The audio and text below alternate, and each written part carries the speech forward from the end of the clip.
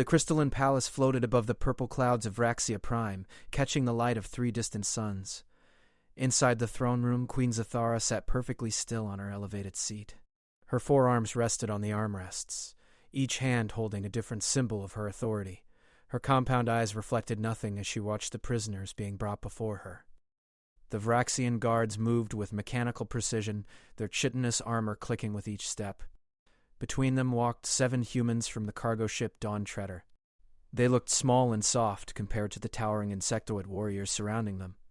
Daniel Cooper walked at the front of the group, his hand gripping his daughter's smaller one. Sophie was 7 years old, with brown hair pulled into a ponytail and wide eyes that darted nervously around the massive chamber.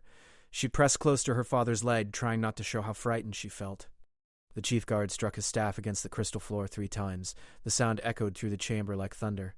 "These trespassers violated Vraxian border space," the guard announced. "They crossed into forbidden territory without authorization. The law demands judgment." Queen Zathara remained motionless for a long moment.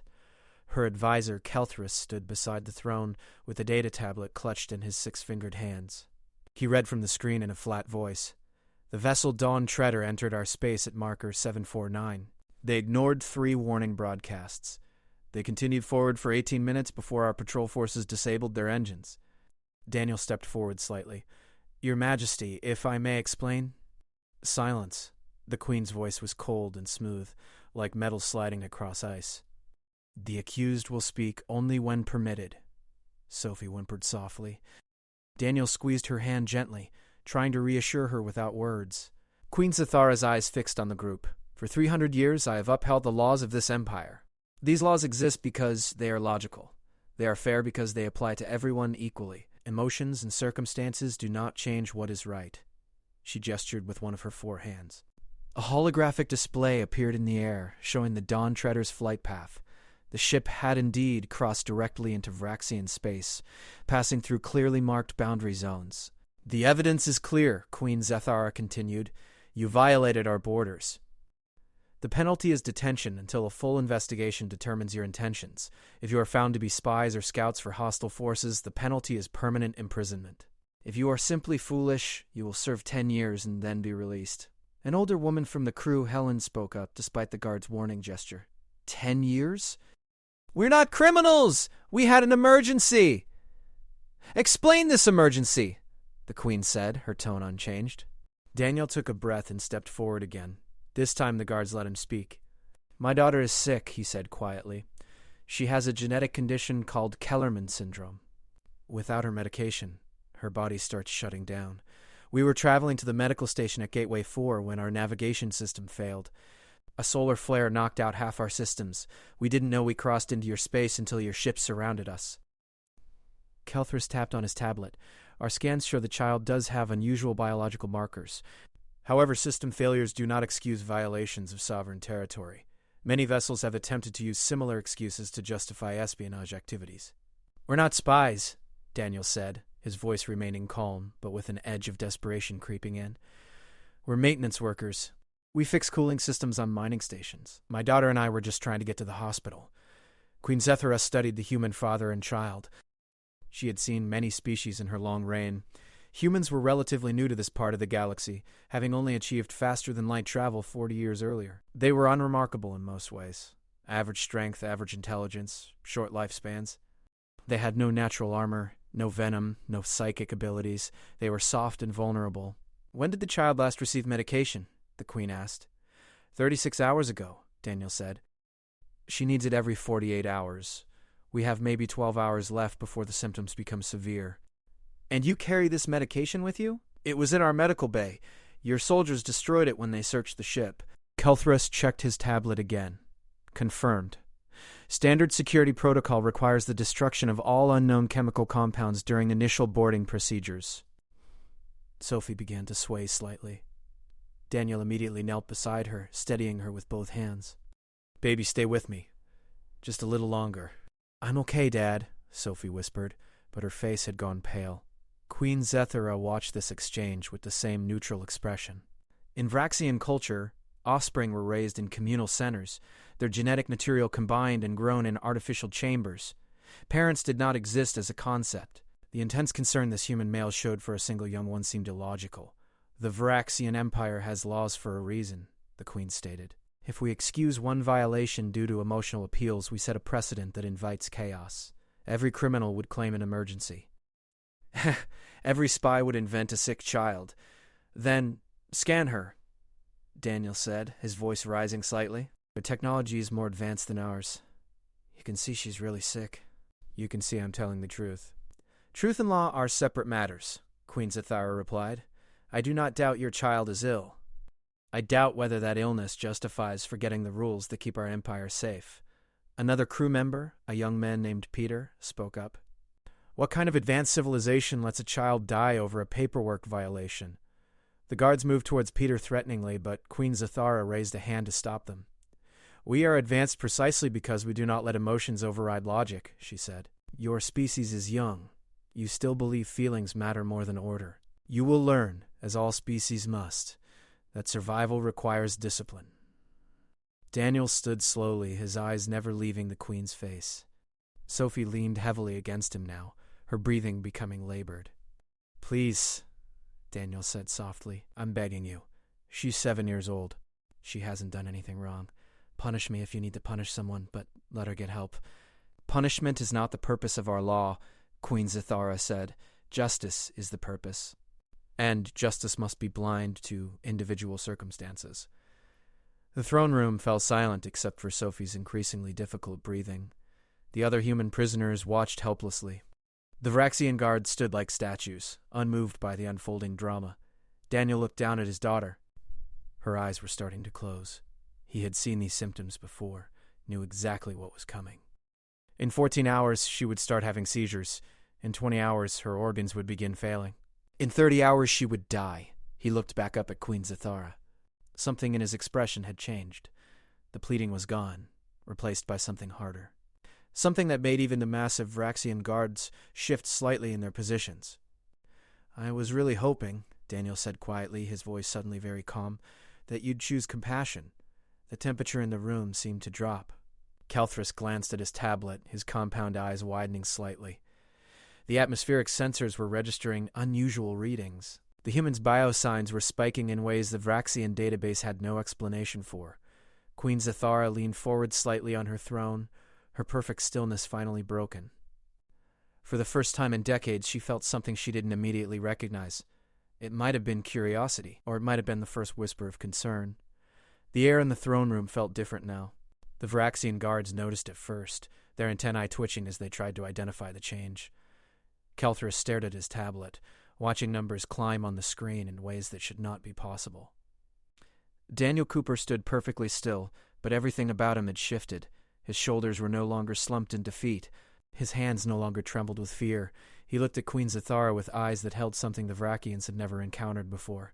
Your sensors are correct, Daniel said, his voice steady and low. Something is happening to me right now. Do you know what it is? Queen Zathara did not answer immediately. She gestured to Kelthris, who read from his tablet with confusion in his voice. The human's heart rate has increased by 40%. Adrenaline levels are 10 times normal. Muscle tension has increased across his entire body. Brain activity in the emotional centers has reached levels our sensors cannot fully measure. But he shows no signs of aggression or panic. This does not match any known pattern. That's because you've never seen a parent run out of options, Daniel said quietly. He looked down at Sophie, who was leaning against him, her small hand clutching his shirt. Every species in this galaxy has forgotten something important. You've all grown up, moved past it, engineered it out of your biology. But humans remember. One of the guards stepped forward, his weapon raised. Do not threaten the Queen. Daniel did not even look at the guard.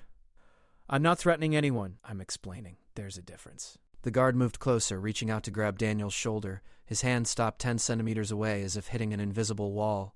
The guard pulled back, confused, and tried again. The same result. He could not touch the human. What is this? Queen Zathara demanded, rising from her throne for the first time. What technology are you using? No technology, Daniel said. This is what happens when a human parent knows their child is dying and someone has the power to save them but won't. This is what your species lost millions of years ago when you decided emotions were inefficient. Kelthris tapped frantically on his tablet, pulling up ancient files. Your Majesty, I'm finding references in the old archives. Warnings about Deathworld species, about beings that value their offspring above their own survival. We came from Earth, Daniel continued, his voice growing stronger. We climbed out of the trees while predators 10 times our size hunted us. We survived ice ages that should have killed us. We crossed oceans in wooden boats. We walked on our own moon before we even had computers. Do you know why? Queen Zathara said nothing, but her 4 hands had curled into fists. Because we never left anyone behind, Daniel said. A human parent will fight a bear with their bare hands to save their child. A human mother will lift a vehicle off her baby when adrenaline hits. A human father will walk into fire, into flood, into anything at all if there's even a chance of bringing their child home safe. Sophie made a small sound and Daniel immediately knelt beside her, his hand on her face. The fierce energy around him softened instantly. Dad's here. I'm cold, Sophie whispered. I know, baby. Just hold on a little longer. Daniel stood again, and the intensity returned like a wave crashing over the room. You want to know what this is? This is evolution. This is 4 million years of humans learning that the ones who loved their children hard enough, fiercely enough, desperately enough, were the ones who survived to pass on their genes. This is what made us human. Helen stepped forward from the group of prisoners. I've known Daniel for 8 years. He's the gentlest man I've ever met. He won't even kill insects when they get in the ship. He carries them outside instead. But I've also seen what happens when someone threatens Sophie. What happens? Kelthrus asked, genuinely curious now. He becomes something else, Helen said softly. Something older than civilization. Something that remembers when protecting your family was the only thing that mattered. Queen Zathara descended from her throne platform, walking closer to Daniel. Her guards moved to intercept, but she waved them back. She stopped 3 meters away, studying the human carefully. You are not attacking, she observed. You are not attempting escape. You are simply standing there. Yet my guards cannot approach you. My weapons systems register you as a threat level they cannot calculate. Explain this. I don't fully understand it myself, Daniel admitted. Scientists back home have studied it. They call it hysterical strength, or they talk about adrenaline and neural pathways. But those are just words trying to explain something deeper. When a human parent knows their child is in danger, something ancient wakes up inside them. The body stops limiting itself. The mind stops calculating odds. There's only one thought left. What thought? The Queen asked. Save them, Daniel said simply. Save them or die trying. There is no third option. Kelthrus pulled up more files, his hands shaking slightly as he read. Your Majesty, the old records mention this. Before we evolved past family structures, before we became what we are now, the Vraxian ancestors had something called guardian rage, parents who would fight until their bodies literally broke down to protect offspring. We removed that weakness millions of years ago, Queen Zathara said, but her voice lacked its earlier certainty. Did you? Daniel asked. Or did you remove something that made life worth living? Sophie's knees buckled, and Daniel caught her instantly, lifting her into his arms. She was barely conscious now. The other human prisoners moved closer, forming a protective circle around them without even thinking about it. Fascinating, Kelthrus muttered, watching the behavior. They're all responding to the threat to the young one. Even though she's not their genetic offspring. This collective protective instinct should not be logical. It's not logical, Peter said from the group. That's the point. Love isn't logical, family isn't logical. But it's what makes us more than just machines following programs. Queen Zathara continued to stare at Daniel holding his unconscious daughter. Something in the image disturbed her in a way she could not name. The human looked both vulnerable and absolutely dangerous at the same time. He was not yelling or making demands. He was simply holding a child and waiting. What do you want? The Queen finally asked. Give her the medication she needs, Daniel said. Let us leave peacefully, that's all. I don't want to fight you. I don't want to hurt anyone. I just want my daughter to live. And if I refuse? Daniel's eyes met hers, and for the first time, Queen Zathara understood why some species in the galaxy spoke of humans with a mix of respect and fear. Then you'll find out why every species runs when humans finally lose their patience, Daniel said quietly. Not because we're the strongest or the fastest or the smartest, but because we're the only ones who still remember that some things are worth burning down the galaxy for. And there's nothing in this universe more dangerous than a parent who has nothing left to lose. The throne room went completely silent. Sophie's breathing was the only sound, shallow and labored. Queen Zathara stood frozen, feeling something she had not felt in 300 years of rule. She was feeling doubt. Queen Zathara raised one of her 4 hands, and the guards immediately stepped back. She turned away from Daniel and walked toward a private door at the side of the throne room. Her voice carried across the chamber, cold, but no longer quite as certain. Court is in recess. The prisoners will remain under guard. I will return with my decision. Kelthris quickly followed her through the door, his tablet clutched tightly. The heavy crystal door sealed behind them with a soft hiss, leaving Daniel and the others alone with the guards. Daniel sank to the floor, still holding Sophie in his arms. Helen knelt beside him, checking Sophie's pulse with practiced fingers. Her heart rate is too fast, Helen whispered. We're running out of time. I know, Daniel said softly. He brushed Sophie's hair back from her forehead. Her skin felt cold and clammy. Stay with me, baby girl. Just a little longer. In the Queen's private chamber, Zathara moved to a large console built into the wall. Kelthris had never seen her move so quickly without her usual measured grace. She began pulling up files that had not been accessed in thousands of years.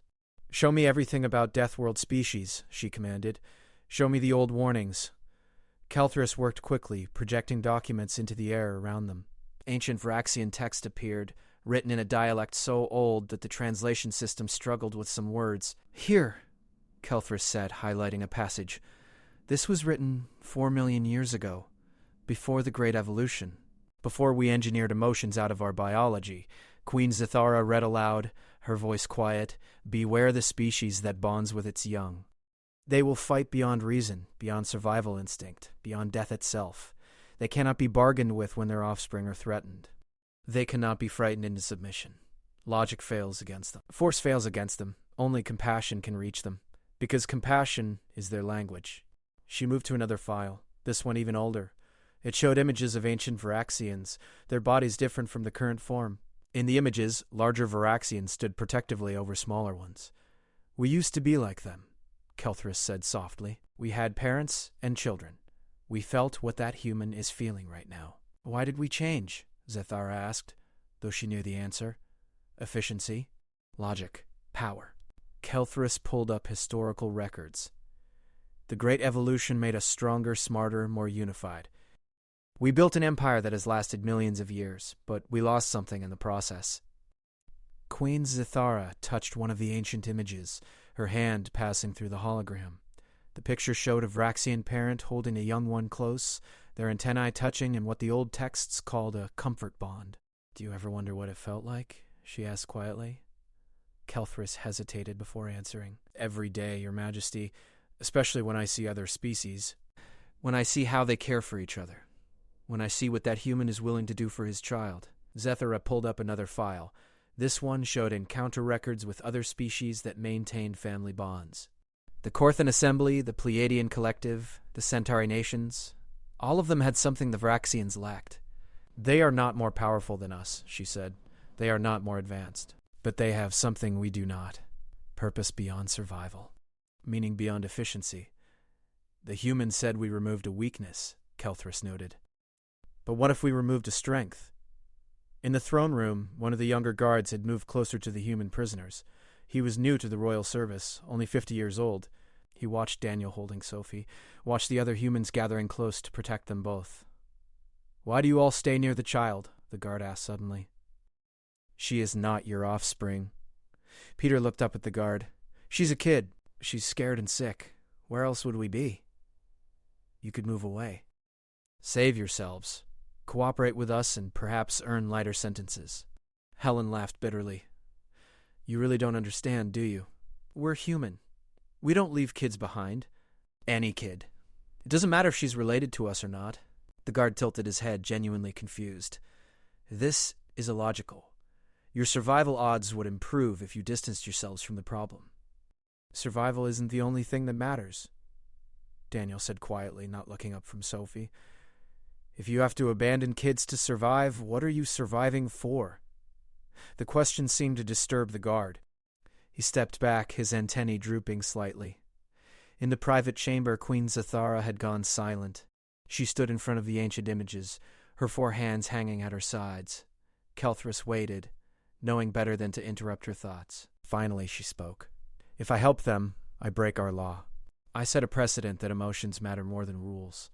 Other species will see this as weakness. Some of my own people will question my judgment. Yes, Your Majesty, but if I do not help them— She paused. I prove that we have truly lost everything that once made us alive.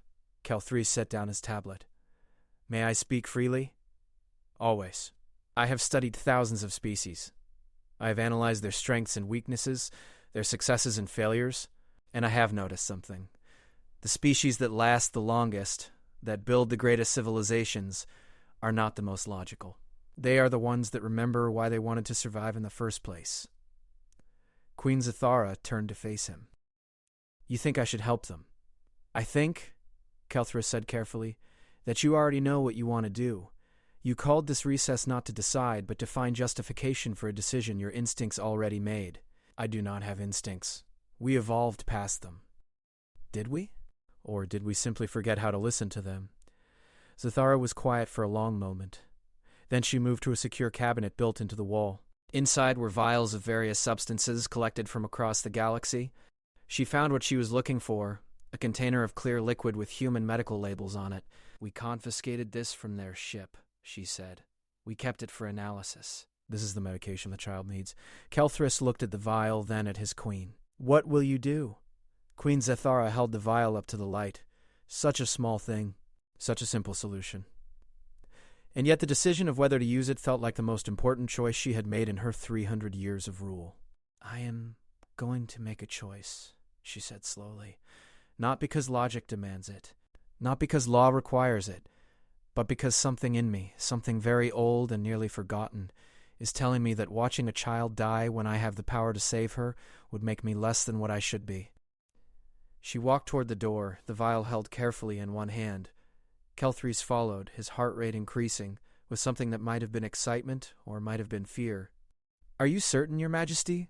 This will change everything. Queen Zethra paused at the door, her hand on the control panel. Perhaps it is time for things to change. She opened the door and walked back into the throne room. Every eye turned toward her. Daniel looked up, still holding Sophie's limp form, his expression caught between hope and desperation. The queen descended from her platform, walking across the crystal floor. The sound of her footsteps echoed in the silent chamber. She stopped directly in front of Daniel, looking down at the unconscious child in his arms. Stand, she commanded. Daniel struggled to his feet, cradling Sophie carefully. He stood before the queen, waiting. Queen Zethara held up the vial so everyone could see it. This is the medication your child requires. Yes, Daniel whispered. If I give this to you, I am placing compassion above law. I am setting a precedent that may weaken my empire. I am choosing emotion over logic. Daniel said nothing, just held his daughter tighter. Queen Zathara looked at Sophie's pale face, at the father's desperate eyes, at the circle of humans who had instinctively formed a protective group, and then she did something that shocked her entire court. She signaled for her personal physician to come forward. The royal physician moved forward quickly, his multiple limbs carrying medical equipment. He was an older Vraxian named Thexel, who had served the royal family for 2 centuries. His compound eyes studied Sophie with professional interest as Daniel carefully laid her down on the smooth crystal floor. Administer the medication, Queen Zathara commanded, handing the vial to Thexel. Stabilize the child. Thexel worked efficiently, scanning Sophie with handheld devices before preparing an injection. Daniel knelt beside his daughter, holding her hand. The other humans crowded closer, watching anxiously. The physician injected the clear liquid into Sophie's arm. For a long moment, nothing happened. Then her breathing began to slow, becoming deeper and more regular. Color started returning to her pale cheeks. Daniel's shoulders sagged with relief. He bent his head, and the fierce energy that had filled the room drained away like water through open fingers. Helen placed a hand on his shoulder, and Peter quietly wiped tears from his own eyes. Queen Zathara watched this display of emotion with fascination. The medication is working? Yes, Thexel confirmed, studying his scanner. Her biological systems are stabilizing. She will recover fully within the hour. The queen nodded slowly. Then she did something that made her guard shift uncomfortably. She sat down on the floor beside Daniel, folding her 4 legs beneath her. At ground level, she was still taller than the kneeling human, but the gesture was unprecedented. A Vraxian queen did not lower herself to sit with prisoners. Tell me about her, Zathara said quietly. This child you were willing to fight an empire for. Daniel looked up, surprised. He glanced at Sophie, who was sleeping peacefully now, then back at the Queen. Her name is Sophie, he began slowly. She's 7 years old. She was born with Kellerman syndrome, which means her body doesn't process certain proteins correctly. With medication, she lives a normal life. Without it, he trailed off, unable to finish. What happened to her mother? The Queen asked. She died when Sophie was 2. Different illness. Also genetic. Also something we couldn't fix. Daniel's voice was soft. I promised her before she died that I'd take care of Sophie, that I'd make sure she got to grow up, go to school, have friends, see things. Everything her mother wanted for her. And you have done this alone for 5 years? Yes. We work on mining stations. I fix cooling systems, life support, that kind of thing. Sophie goes to school on whatever station we're working at. We move around a lot, but we're together. Queen Zathara tilted her head. This is inefficient. The child's medical needs limit where you can work. You can earn more money and advance further in your career if you placed her in a care facility. Daniel looked at the Queen with an expression she couldn't quite read. She's not a burden to work around. She's the reason I work at all. Money doesn't matter. Career doesn't matter. The only thing that matters is that she's safe and happy and knows she's loved. Loved, the Queen repeated the word slowly. Define this for me. Helen spoke up from where she stood. You've ruled an empire for 300 years and you don't know what love is? We evolved past the need for such emotional attachments, Zathara said. They cloud judgment. They lead to irrational decisions, like saving a dying child, Peter asked quietly. The Queen was silent for a moment. Then she looked at Kelthris, who had remained nearby with his tablet. Show them the images, the old ones. Kelthris projected the ancient holograms into the air above them. The images of old Vraxians caring for their young appeared, soft and ghostly in the throne room light. This is what we were, Queen Zathara said. 4 million years ago, we had families. We raised our young individually. We formed bonds. Daniel studied the images. What happened? We decided it was holding us back, the Queen explained. Too much time spent on individual offspring. Too many resources devoted to emotional needs. We engineered it out of our genetics. We created communal breeding centers where thousands of young are raised together efficiently. We became stronger, smarter, more unified. Did you become happier? Helen asked. The question hung in the air. Queen Zathara did not answer immediately.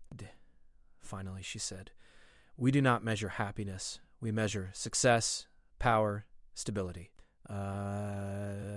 That's not an answer, Daniel said gently. That's an avoidance. Sophie stirred slightly, making a small sound. Daniel immediately focused on her, brushing her hair back, checking her temperature with his hand. The gesture was so automatic, so natural, that he didn't even seem to realize he was doing it. Queen Zathara watched closely. You do not think about it. Caring. It is simply what you do. Of course, Daniel said, confused. She's my daughter, but what do you gain from this constant attention? What benefit does it provide you? Daniel smiled slightly, the first smile he'd shown since entering the throne room. Everything. I gain everything when she laughs, when she shows me a drawing she made, when she falls asleep on my shoulder after a long day. That's what I gain. Kelthris leaned closer to the Queen. Your Majesty, I am detecting something in your bio-readings. Your neural patterns are fluctuating in unusual ways. I know, Zathara said quietly. She looked at her 4 hands, opening and closing them slowly. I am feeling something. I do not know what to call it. What does it feel like? Helen asked, her voice gentle now. Like something is missing, the Queen said slowly. Like I have lived for 300 years in a room I thought was complete, and someone just opened a door I did not know existed. And beyond that door is something I cannot name but suddenly need very much. Thexel finished his examination of Sophie and stood. The child is fully stabilized. She will wake soon, fully recovered. Thank you, Daniel said to the physician, then looked at Queen Zathara. Thank you, you saved her life. I don't know how to repay that. Teach me, the Queen said suddenly. The words came out before she seemed to realize she was going to say them. Teach me what I am feeling? Teach me what you have that we lost. Her guards made sounds of alarm. Kelthris's antennae shot straight up in surprise. Even the human prisoners looked shocked. Your Majesty, one of the senior guards protested. This is highly irregular. These are prisoners. They violated our laws. And I have shown them mercy, Zathara said, rising to her full height, which is also irregular. It seems today is a day for breaking patterns that have held for too long. She looked down at Daniel. You said we removed something that made life worth living. I want to understand what that means. I want you to stay here as guests, not prisoners, and teach us about families, about love, about whatever it is that makes you willing to challenge an empire for one small being. We need to get Sophie to proper medical care, Daniel said carefully, and our ship needs repairs. Your ship will be repaired, the Queen promised. The finest medical care will be provided. You will have comfortable quarters, freedom to move about the palace. All I ask is that you share your knowledge with us.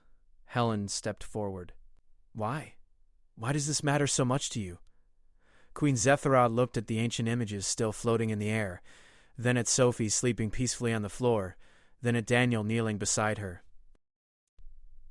Because I just made a decision based on something other than logic, she said quietly, and it felt more right than any decision I have made in 300 years. And if one choice based on emotion can feel so correct, then perhaps everything we have built our civilization on is incomplete. She turned to address her entire court. I am making an announcement. These humans will remain as honored guests and teachers. We will learn from them, and perhaps we will remember what we forgot. Your Majesty, this will send shockwaves through the Empire, through the entire galaxy. Good, Queen Zathara said. Let them be shocked. Let them question. Let them wonder. Because I am questioning everything right now. Sophie's eyes fluttered open. She looked around, confused, then saw her father's face and smiled. Dad, I'm here, baby. You're okay now. Everything's okay. Sophie sat up slowly, and Daniel wrapped her in a hug. She hugged him back tightly, and he closed his eyes, just holding her. Queen Zathara watched this embrace, this simple gesture of relief and love, and, somewhere deep inside her genetically modified body, something ancient stirred, something that had been sleeping for 4 million years. It felt like waking up after a very long night. 6 months had passed since that day in the throne room. The crystalline palace had changed in ways both subtle and profound. Laughter now echoed through corridors that had been silent for millions of years. Vraxian workers paused in their duties to form small groups, talking about things beyond efficiency reports. Art had appeared on walls that had been blank for centuries. Daniel stood in what had become known as the Institute of Emotional Studies, watching through a large window as Sophie played with a group of young Vraxians in the garden below. The Vraxian young ones were larger than her, their chitinous bodies already showing the armor that would harden as they aged. But they played carefully with the small human girl, learning gentleness. She has taught them more than we have taught her, a voice said behind him. Daniel turned to see Queen Zathara entering the room. She moved differently now, less rigid, more natural. She had even begun using smaller gestures with her hands, mimicking the way humans communicated. They're good kids, Daniel said, smiling as he watched Sophie laugh at something one of the young Vraxians had done. Yours and mine both. Mine, the Queen repeated softly. 6 months ago, I would not have used that word. They were simply young ones from Breeding Facility 7. Now I know their names. I know that Zelthar prefers mathematics while Kethra loves music. I know that Vexla asks questions constantly and Thoran is shy but kind. That's what happens when you pay attention to individuals instead of just groups, Daniel said. Helen entered carrying data pads, Peter following behind with refreshments. The small team of humans had become permanent residents, helping the Vraxians understand concepts that had been lost for so long. The latest reports are in, Helen said, setting the pads on the table. 17 more Vraxian colonies have requested emotional education programs. 23 have started family bonding experiments, and the art galleries you approved are fully booked for the next year. Queen Zathara picked up one of the pads, reading through the data. Production efficiency is down by 3% across the Empire, but happiness surveys show a 70% increase in life satisfaction, Peter added, and creative problem solving is up 40%. Turns out emotions don't just make people feel good, they actually help with innovation. A chime sounded and Kelthras entered quickly, his antennae twitching with agitation. Your Majesty, we have a situation. The Korthan Assembly has requested an emergency session of the Galactic Council. They are calling for sanctions against the Vraxian Empire. On what grounds? Zathar asked calmly. They claim our new emotional policies represent a dangerous instability. They argue that a civilization based on feelings cannot be trusted to maintain order. They want the council to demand we reverse all changes or face economic and political isolation. Daniel frowned. The Korthans are the ones who tried to expand into human space last year. We had to push them back 3 times. They are a militaristic species, the Queen explained. They believe strength and discipline are the only virtues. Emotion is weakness in their philosophy. When is this council session? Helen asked. 3 days, Your Majesty. I must advise that many species share the Korthan concerns. They see what is happening here as a regression, not progress. Queen Zathara set down the datapad. Then I will attend the council and explain what we have learned. Kelthris, prepare the royal ship. I'm coming with you, Daniel said immediately. That may not be wise. The Korthans are not fond of humans. Exactly why I should be there. This all started because of Sophie and me. I'm not going to let you face the consequences alone. Sophie came running into the room, her young Vraxian friends following more slowly. Dad, Zelthar taught me how to say hello in their language. Listen. She made a series of clicking sounds that were surprisingly accurate. Zelthar, the young Vraxian, moved forward shyly. She learns quickly. She also taught us about hugs. What is a hug? One of the council guards asked from his post. Sophie walked over to the guard, who was enormous compared to her. It's like this. You put your arms around someone to show you care about them. But I can't reach around you, so you have to bend down. The guard looked at Queen Zathara, who nodded. Slowly, the massive warrior bent down. Sophie wrapped her small arms around as much of his armored torso as she could reach and squeezed. See? That's a hug. The guard stood back up, his antennae drooping in confusion. I felt something. A warmth. Not temperature, but something else. That's connection, Daniel said gently. That's what we've been trying to teach. 3 days later, the Galactic Council chamber was filled with representatives from 40 different species. The vast circular room floated in space, transparent walls showing the stars beyond. Each species had their section, their technology, their cultural displays. The Korthan representative, Commander Vekthar, stood at the central podium. He was large even by Korthan standards, his scales dark and battle-scarred. His voice boomed through the translation systems. The Vraxian Empire has stood for millions of years as a beacon of logical governance. Now they abandon reason for sentiment. They waste resources on art and music. They slow production to allow workers time for social bonding. They have even begun recreating family structures. This is not evolution. This is devolution. Many representatives nodded or made their species equivalent of agreement. Queen Zathara sat calmly in the Vraxian section, Daniel and Sophie beside her. Helen and Peter sat behind them with Kelthris. Furthermore, Vekthar continued, this corruption began with human influence. The humans are a young species, barely off their home world, yet they presume to teach ancient civilizations how to exist. I propose sanctions until the Vraxians return to proper governance. Queen Zathara rose and moved to the podium as Vekthar stepped aside. She looked around the chamber at the dozens of species represented. 6 months ago, she began, a human father and his sick daughter crossed our border by accident. By our law, I should have imprisoned them. By our logic, I should have let the child die to maintain order. But I made a different choice. She activated a holographic display showing Sophie's first day in the palace, pale and weak, then images of her recovery, her playing with Vraxian young, her teaching them games and songs. This child taught us something we had forgotten. That life is not just about surviving. It is about connecting, growing, caring. In 6 months, our empire has changed more than in the previous million years. You have become weak, Vekthar interrupted, distracted by sentiment. Have we? Zathara pulled up data. Our scientific output is the highest in recorded history. Our citizens report unprecedented satisfaction with their lives. Worker retention is up, conflicts are down, innovation is up. We have not become weaker, we have become more complete. A small species representative, the Pleiadian ambassador, spoke up, but Commander Vekthar raises a valid concern. Can emotion-based decisions be trusted in matters of galactic importance? Queen Zathara looked at Daniel, who nodded. She gestured for Sophie to join her at the podium. The little girl walked forward, looking tiny in the vast chamber. This is Sophie, Zathara said. She is 7 years old. She cannot fight. She has no weapons? She has no political power. Yet her simple presence changed an empire. How? Sophie looked up at the queen, who nodded encouragingly. The girl turned to face the council, and her voice was small but clear through the translation system. Because I was scared, and my dad loved me. And the queen could have been mean, but she chose to be kind instead, and being kind made her happy. And then other people saw that being kind is better than just being strong. Vecthar scoffed. The naive words of a child, this proves nothing. On the contrary, Queen Zetera said, her voice firm. It proves everything. Commander Vecthar, why does your species maintain such a powerful military? To protect our interests. To defend against threats. And what is the ultimate purpose of that protection? What are you defending? Vector paused. Our way of life. Our people. You fight to protect what you value, but what you value is just another word for what you care about. What you love.